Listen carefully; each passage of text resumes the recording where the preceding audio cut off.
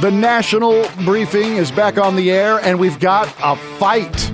Yes, standing in this corner, reigning as champion for 250 years, your U.S. Constitution, and the challenger to the left, the Democrat Party. They hate the Constitution, and they're back in the battle again today.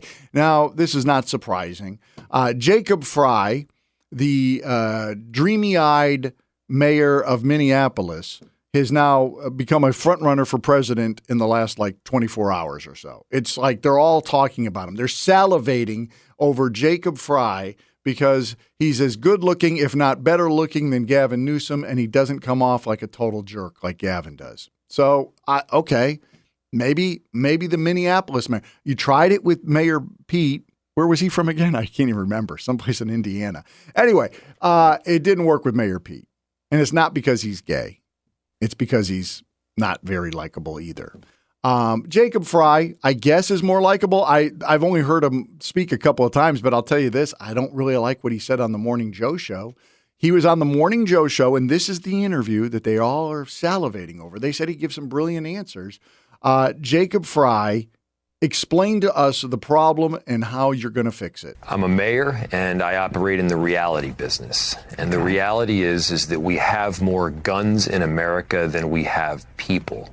The reality is that we have these assault rifles that can reel off 30 clips in conjunction with a magazine before the person even needs to reload. Okay, I got to stop you right there. Jacob, if you're going to talk about guns, you should, I'm not saying you have to own a gun.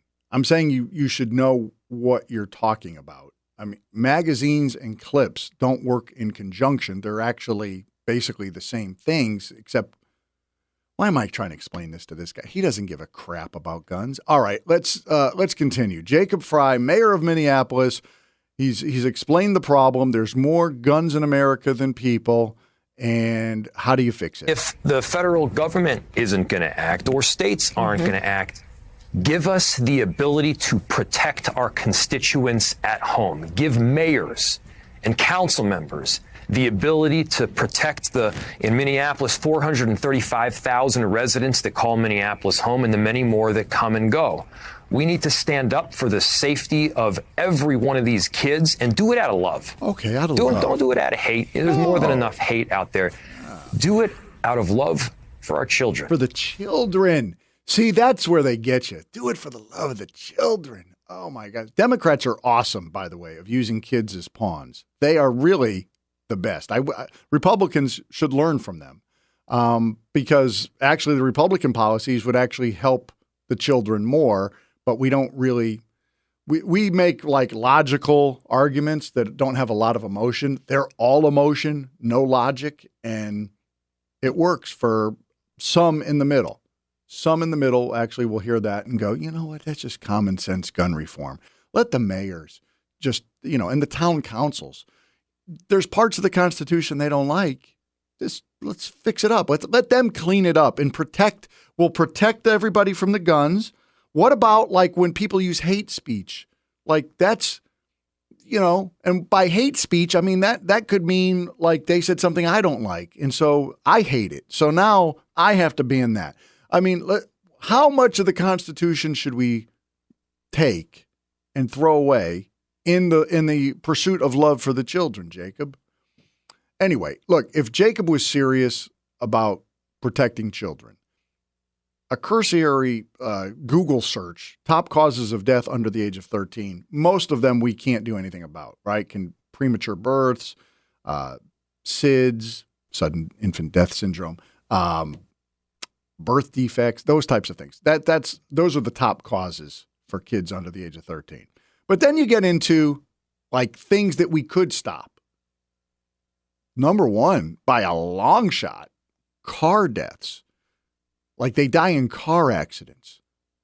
And so I can't go into a major U.S. city and not find multiple car dealerships. Should I be afraid of that? Drowning is next on the list. Why do we have bathtubs in this country or swimming pools? Your idea, your need for a pool party outweighs the lives of children. The reality of, he said the reality of the situation, and then he went on to actually not give you a reality of anything. But the reality is that society makes decisions by weighing costs. Number one reason for death and a lot for kids is cars. There are literally 200,000 people annually who die in speeding accidents.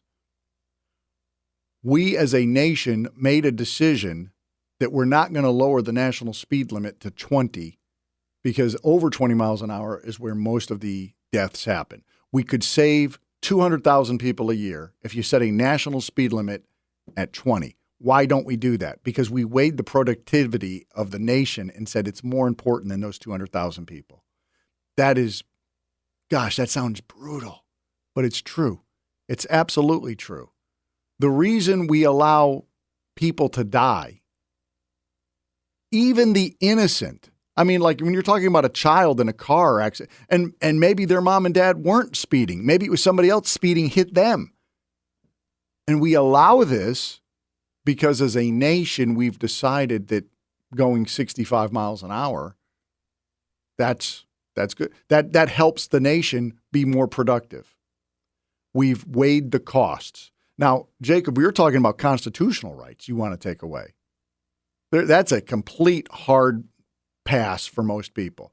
And I know that you're trying to pull on the heartstrings with the children. If you actually loved the children and you said you don't want to do it for politics, you want to do it for love, if you actually cared, when the child tells you I'm struggling with transphobia, I'm struggling with some sort of gender dysphoria, you would not say, that's okay.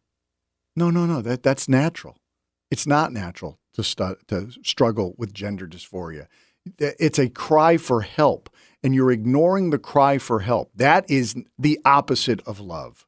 And when it's like your answers, the Democrats' answers for when somebody's struggling with heroin addiction, just get them cleaner needles. That is not helping. You're killing them. When somebody says, I'm struggling with gender dysphoria, you're killing them by telling them, go with it. Well, just see what your truth really is. Explore that option out there. That is a mental illness, the beginnings of a mental illness, which as a nation, we recognize that for forever until 2020. The whole world went nuts in 2020. In 2020, there's going to be a book written someday called 2020, and they're going to look back in history and go, what the flip happened to those people? We changed definitions on vaccinations. We no longer considered being transgendered as a mental illness. There were so many things that changed. We allowed a militant socialist group called Black Lives Matter to pose as some sort of honorable charity, and corporations across the country funded it. It was a crazy time. But no, we're not going to allow the left to throw away the Constitution hiding behind children. If you actually cared about children, you would help the children. Don't use the children as pawns because you don't like the Constitution and you guys just want more power.